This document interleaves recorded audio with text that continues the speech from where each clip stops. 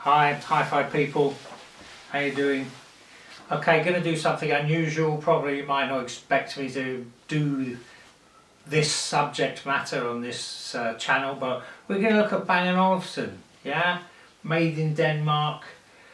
Very high end. Yeah, I mean high end as in not necessarily I'm saying high end sound wise, but you know, there's some good things about this sound. But you know, very expensive. Yeah. Bang and Olufsen is rich man's stereos. You know, some of these things are cheaper. They've gone up recently because everyone's into everything retro. But there was a time when you'd get things like this for like, you know, 100 quid or something. Probably only two years ago, something like that. I mean, the point I'm making is when you buy these in the shops, Bang and Olufsen, they cost an absolute fortune, yeah? Only the richest people go and buy Bang and Olufsen. Now that's quite interesting because that area of the market, because it's really kind of can only be for the rich, that leaves that actually most hi-fi people want to disregard Bang and Olufsen completely, you know, because it's like, you know, it's for people that just want stuff that looks good. And most of it does look pretty good. But anyway, we'll go through the features and then we'll do the sound. I mean, I'm talking mostly about Bang and Olufsen from the 70s and 80s. I've had quite a few of their things, you know. Some people I've just come by them, I don't really know. Or some I've bought because they're really cheap. Well, let's have a look what we've got here. We've got Bowmaster 9000/2 radio amplifier, yeah? I don't know the wattage, it's about 30 watts. But don't forget, a 30 watts from this day is like getting a 50 watt amp today, because whatever they've done with statistics and how they calculate things, just anything from the 70s that says 30 watts is equal to like volume and power level, it seems like, to a modern 50, 60 watts. Literally, it's like that. So that is a radio amplifier. I'll go into a load of detail now, all the sort of, you know, high-tech features it's got. Yeah? We've got some other stuff here. These are Bang & Olufsen CX100 speakers. 2 woofers and a tweeter, and these are S75 speakers. They were actually all pretty much from a similar era, you know. This is actually rosewood veneer, which looks nice. These are basically early 70s, I would say. This might be a bit later. This is early 70s, this is early 70s. Anyway, okay. I've just been listening to this tuner amp, you know. I was comparing it with a Sansui AU317, which is a late 70s Sansui amp. I've got a load of Sansui amps. Now that Sansui amp, just out of interest, what happened with Sansui amps is the late 70s, things happen in the designing of Sansui, you know, but basically the bass gets softer, yeah? The bass just gets a bit softer. I mean, they're still very nice, but there's something happens with the bass there, it just gets softer. I mean, it's better than like a Pioneer, I would say, by a mile. If you ask me, but within the Sansui range itself, the bass gets softer. So I was listening to this, comparing. I was listening to the Eagles, Take It Easy, on both of them on headphones. This thing, it is real nice sounding. You know, it's real nice sounding. What I would say is, it's almost like it's got a little bit of loudness on it. You know, at source. It's got a loudness button, but it's almost like it's got loud. It's very smooth. It's really super smooth, but you know, I don't mean super smooth as in veiled or, you know, unpleasantly dull. It's just got no spikiness about it. Do you know what I mean? And I'll tell you what it has got. It's got some really pretty tight bass, yeah? So I was doing like turning the bass up high on the headphones. I could really hear every little bit of the bass drum and the bass guitar better than I could on the Sansui. I mean, ultimately, the sort of authenticity of sound that I got from the Sansui was just a little bit better, you know. But you know, nice, very luxurious. You know what I mean? And like, you know, you could listen to it all day. You know, really. You know, but so the point being that a lot of hi-fi people just won't want to give Bang and Olufsen any credibility, you know. But they made things that they spent a lot of money on this. I'm going to bring the camera in here in a minute, and we'll go into detail. But they spent a lot of money on, you know, lights and gizmos and these things, and they crammed it into a small space as well. So I think, as far as repairing things goes, they're probably a bit of a tricky, tall order.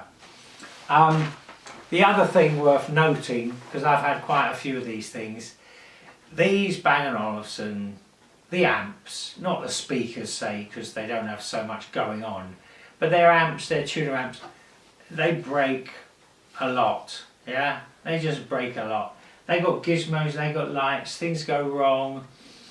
You know, they have made the sound nice, but you know, they will break, and I'm not sure what will happen when they do break and how much money it's going to cost you, but they do break a lot. Okay, so I'll go over to these, look at these speakers, and then I'll bring the camera in and we'll go through the features on this. This time, these, I've had these a long time, yeah? CX100, you know, it actually says they take 100 watts, but you don't, you know, they've only got tiny little drivers, do you know what I mean? So, but I'll show you these drivers because there's a seriously interesting point. Now these are, I'll talk about the sound actually. These are really nice sounding. I've had these on for a long period of time. I really like them. There's loads of other Bang & Olufsen speakers that I don't particularly like. They're just not super well made, you know what I mean? Or highly engineered to great specifications sound-wise. But these have got a really nice sound, and interestingly, this is like an aluminium case, yeah? It's an aluminium case. And that is interesting because the resonance of aluminium, it's obvious when you sort of compare this to something else. And also because they're small, that you get a nice mid-range in these, with these. You get a really nice mid-range.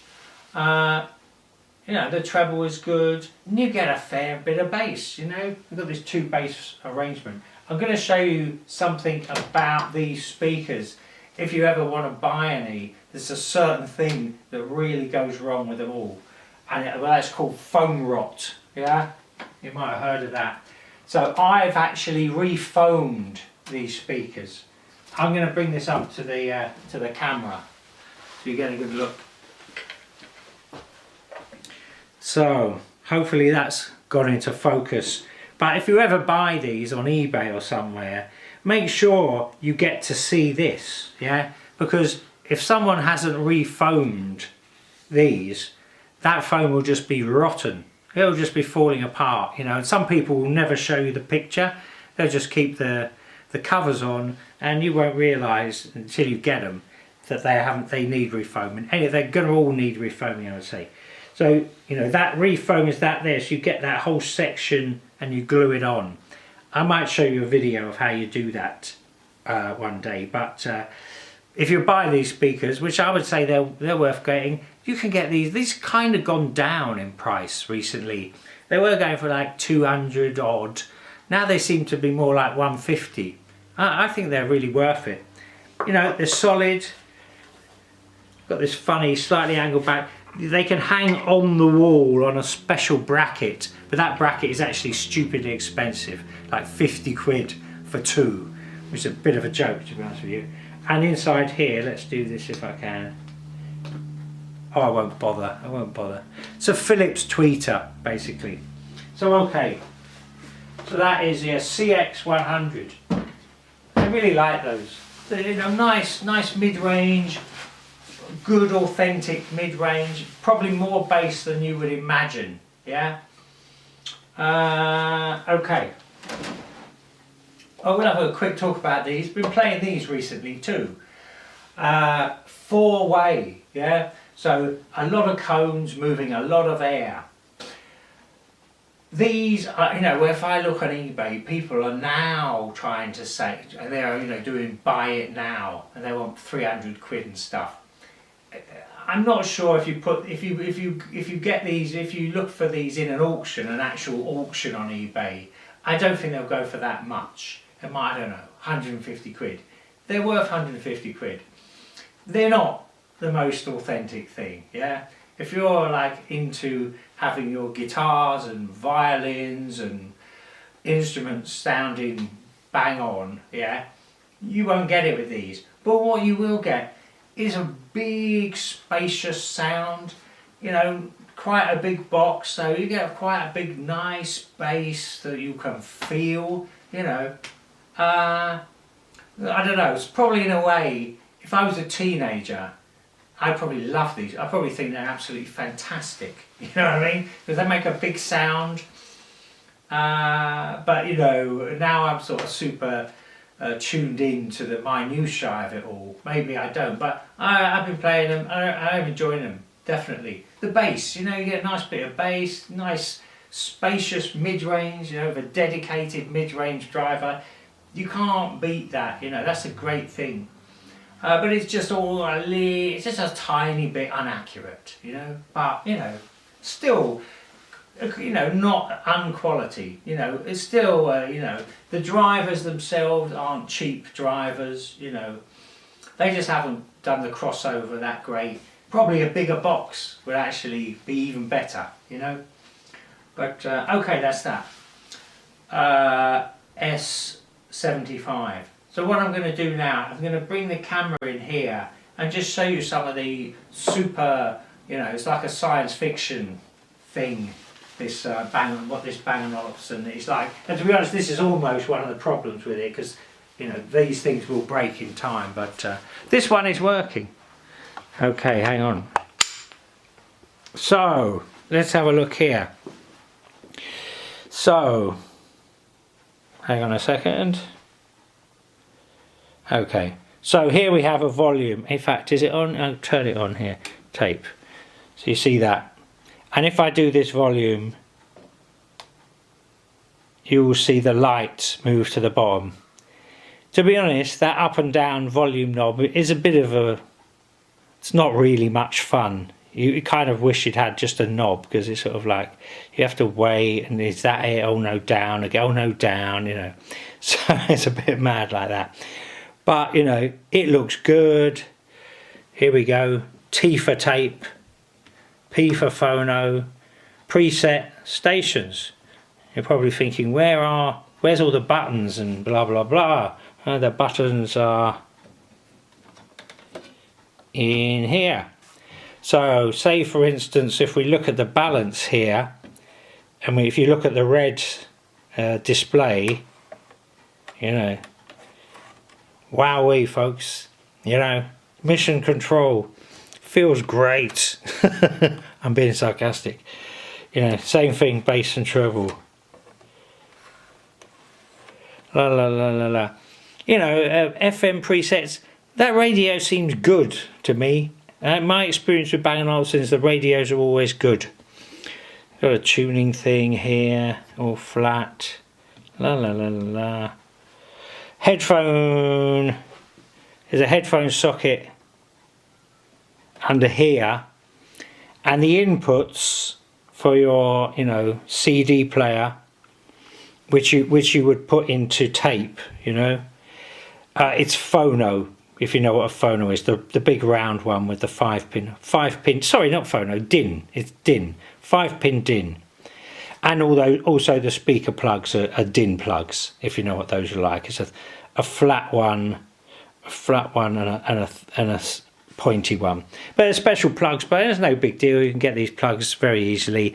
Loads of stuff. Early 70s, Sugden used to have DIN plugs. Lots of European companies had DIN, which I don't think they do anymore. Tandberg, people like that. Okay, let me just put this back 1 second. Okay. So, you know, what is it? Bang & Olufsen. It's for rich people. I mean, I'm talking here about stuff I know, which is 70s, 80s stuff, you know, and, you know, if you get it for a reasonable price and it works, you'd probably be surprised how nice it sounds. Your hi-fi friends might go, what's he doing? You know, he's got a Bang and Olufsen. You know, it's a bit sort of like it's sort of just associated with flashness and not really associated with sound quality. I mean, I would say I've had a few other receivers, Bang & Olufsen, they've all sounded good. My information is that, you know, like a lot of things, as time went on, it got sounding worse, you know, it got less and less good sound, you know. But, you know, stuff in the 70s, early 80s, all the stuff I've heard sort of sounds similarly nice, you know. I mean, as regards speakers, I'd say that's a bit more hit and miss. I mean, they made a lot of speakers, yeah, all sorts of different ranges. And some of them, I mean, there are some that have like 6 drivers in a row. I can't remember what it's called, but a big bass driver and then 5 or something. Literally, I think maybe, yeah, 5 mid-range, another mid-range, 2, 3 tweeters.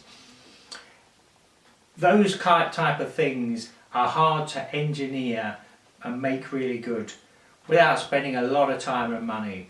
And they didn't really spend a lot of time and money on their speakers, but they put in decent drivers and the cabinets are pretty good. And, you know, most times they make a decent, probably that kind of luxurious sound that they want. They make a sound that is, again, is a little bit like you've switched the loudness on, you know. But generally speaking, I would say, I couldn't say all the Bang & Olufsen speakers are good, but I'd say they are really good. CX100. I don't think I'd buy the smaller one. There's a smaller one that's like that, yeah, half the size. Is it CX75 or CX50? I wouldn't buy those. They're just, to me, the box is going to be so small. I can't see it delivering anything nice bass-wise. It's just too compromised by size. But honestly, these really nice and they look bloody great. They do look great, you know. Okay, that's probably about it. But you know, don't underrate Bang & Olufsen, yeah? Just because it's rich man's playthings, really. But some of it sounds dead good, you know. Okay, that's it. Okay, bye for now.